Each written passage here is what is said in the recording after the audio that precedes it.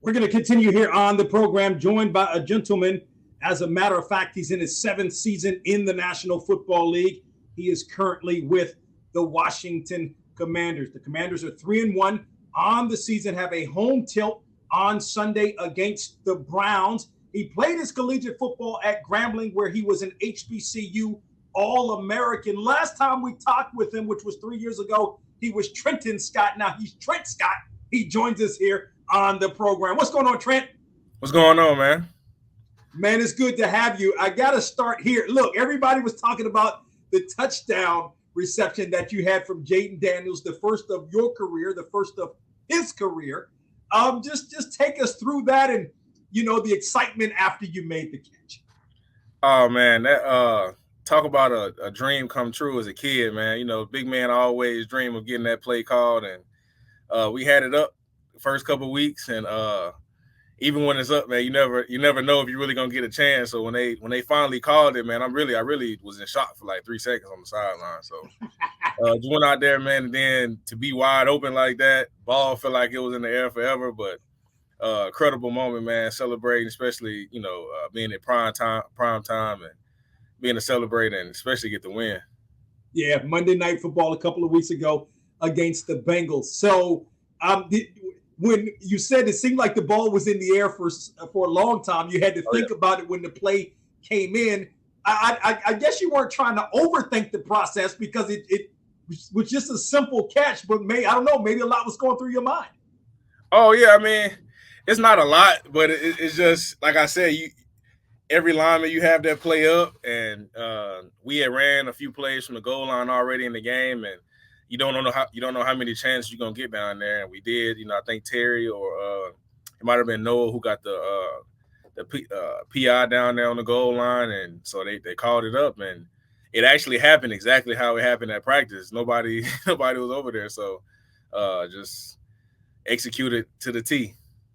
For the cues, right? Is it like an, I don't know, is it an unwritten mandate that if you get into the end zone, you gotta do the celebration? You gotta set it out, man. That was the just second nature. Coach Cliff told me last time we ran it at practice, he said, "Hey, you gotta have the celebration ready." I said, "Oh, I can do that in my sleep. I already knew what I was gonna do." Yeah, I guess they in the announcers, of course, they had no idea. Yeah, we had to fill them in a little bit.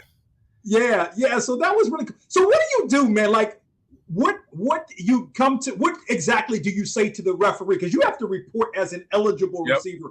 So is it that simple? What do you actually say to the ref when you get out there? Yeah, you got to come in and kind of like flag down your numbers and let the head referee know that you're eligible, so he can announce it to the defense, let them know you're an eligible player. But we were moving so fast, and the defense was kind of confused for a second, so we kind of caught them off guard a little bit, I guess. Yeah, no doubt. Trent Scott, again, in his seventh season in the National Football League. He's currently with the Washington Commanders. He joins us here on the program. Speak to how well this Commanders offense is playing. I think just doing a good job of being efficient right now, and just I think it speaks to the preparation during the week and focusing on situational. I think week one we were having some success, but kind of stalling out in the red zone. So just cleaning some of that stuff up and trying to be efficient on first and second downs and keeping us out of third and long situations has helped us be more efficient on offense. And then it really all seemingly came together this past Sunday against the Cardinals when you put up 40, I think it was 42 points or whatever it was, in excess of 40 points. Yeah, I mean, like I said, when you can move the ball and keep the chains moving on third down, convert your third down conversions, and score points in the red zone is it's a recipe for good offense. And hand in hand, you keep the defense on the sideline, let them stay fresh, and good job playing complementary football.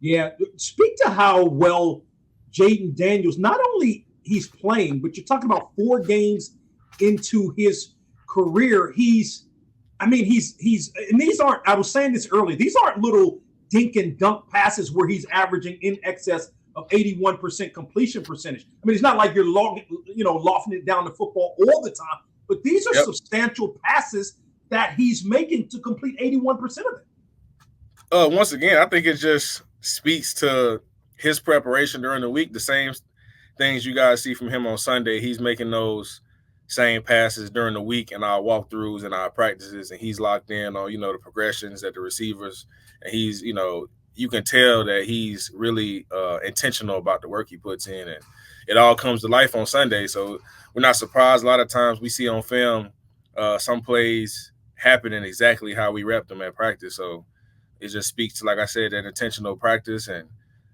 focusing on it during the week. Trent Scott, of course, offensive lineman for the Washington Commanders, joining us for a couple of more minutes here on the program. For you, how well are you getting? You had a couple of years, with the Chargers, with the Panthers and so forth. How are you getting settled in Washington? It's been it was a process the first year.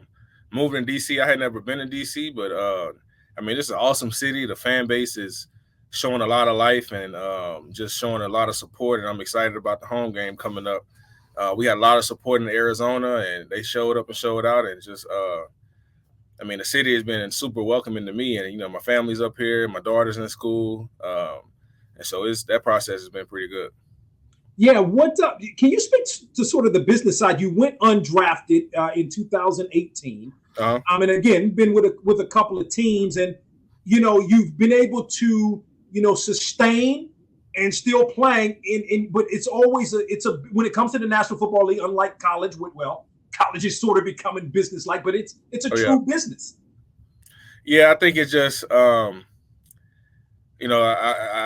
the cliche of control what you can control is just, that's been embedded in me my whole career, and that's just kind of how I go about it. Just try to focus on that, and any situation that I get in, just staying prepared and sticking to my process, so whenever I do get my opportunities, I can take the most of it.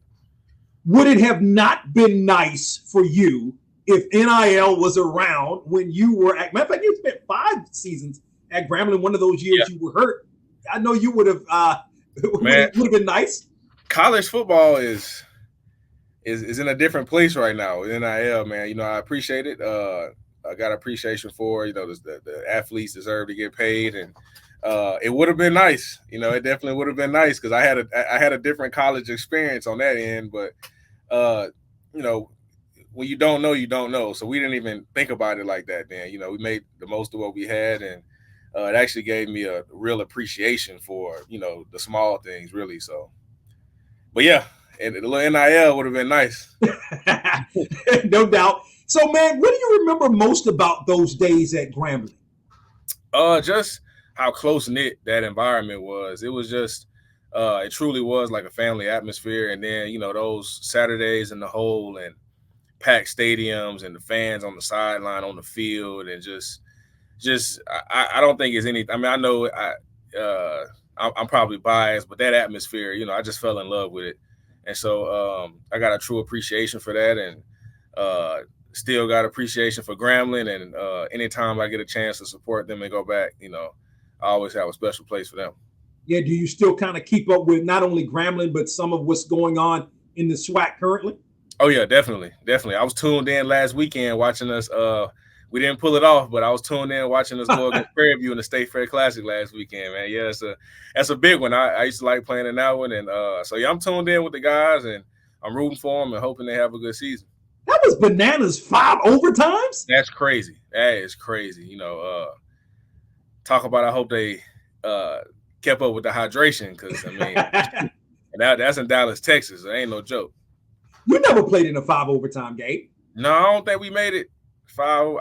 We had a couple, but no. And then, the rules changed now. They can go back and forth for a while now, but we didn't make it that far. Yeah. Last thought. I was putting whoopings on people when I was at Grambling.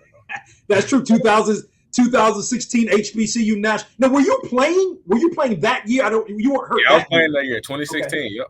Yeah, it was a big game, big win over Central. Oh yeah. Celebration Bowl and all of that. Yes, sir. Great times. Last thought. The Browns come in, not FedEx, Northwest Field. Yep. This weekend. Your thoughts on the Browns and some of the challenges they present? Of course, you got one of the premier pass rushers in Myles Garrett, and good stout defense up front, and really overall. And so, just gotta stick to our preparation and not ride the wave and, listen to the outside noise, but just stick to what we've been doing and come in and just try to attack and do our same game plan on offense and try to be efficient, score points in the red zone, and try to get us a win here at home. Trent Scott again in his 7th season in the National Football League, second with the Washington Commanders, joining us here on the program. The Commanders host the Browns on Sunday at Northwest Field or Stadium. Yep. Hey, Trent, man, I grew up in the DMV, man. It was always FedEx. I can't remember it's field or stadium or whatever it is, but it's all good. I know it's been an adjustment for a lot of things around here. The team name changes, now the field name changed. So I know the true fans have been dealing with a lot of change. Yeah, no doubt about it. Hey, man, we appreciate the time. Continued success to you and the Commanders. I appreciate that, man.